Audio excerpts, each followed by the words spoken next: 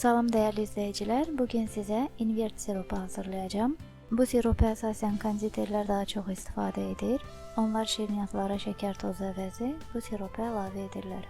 Və nəticədə şirniyyatlar uzun müddət təzə qalır, köhnəlmir. Həmçinin bu siropu glukoza, kraxmal və klimovi siropla da əvəz etmək olar.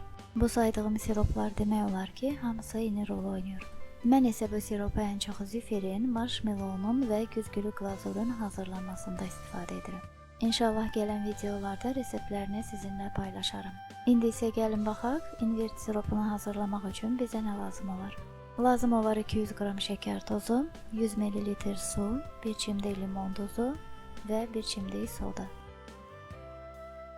Qazana şeker tozunu, suyu və limon duzunu əlavə edib ocağın üzərinə qoyuruq.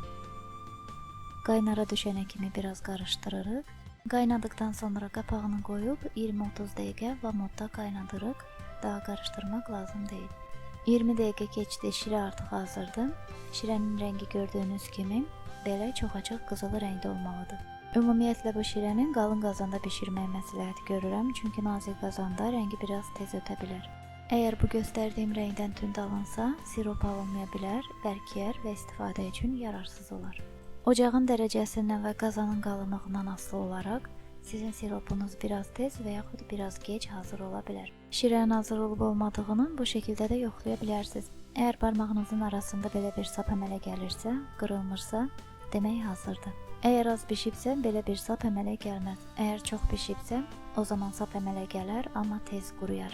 Belə yumuşaq və elastik olmaz. Şirə biraz soyduqdan sonra sodanı əlavə edirik və qarışdırırıq. Şirəni təqribən 10 dəqiqə soyutdum. Hardasa 70 dərəcə istiliyə çatdı. İndi limon duzu və soda reaksiyaya girər və siropun rəngi dəyişər. Üzərində xırda-xırda köpüklər əmələ gələr. Sonra tədricən köpüklər itər. Əslində soda əlavə etməmək də olar. Sodanı ona görə əlavə edirlər ki, limon duzunun verdiyi o turş dadı soda çəkir.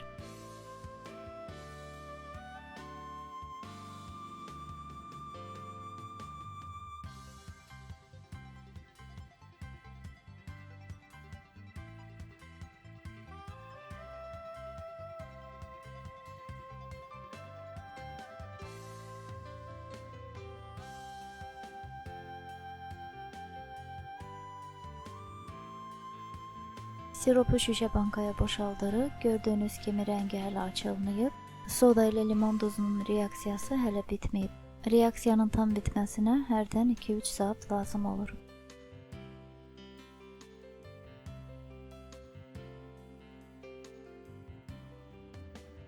Reaksiya tam bitdikdən sonra siropun rəngi yenidən açıq qızılı rəngdə olacaq.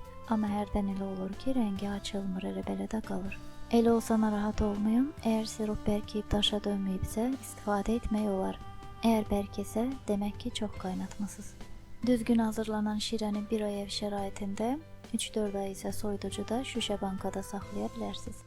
Sonda kanalıma abunə olan hər kəsə təşəkkürümü bildirirəm. Like'larınız və şərhləriniz üçün isə çox sağ olun.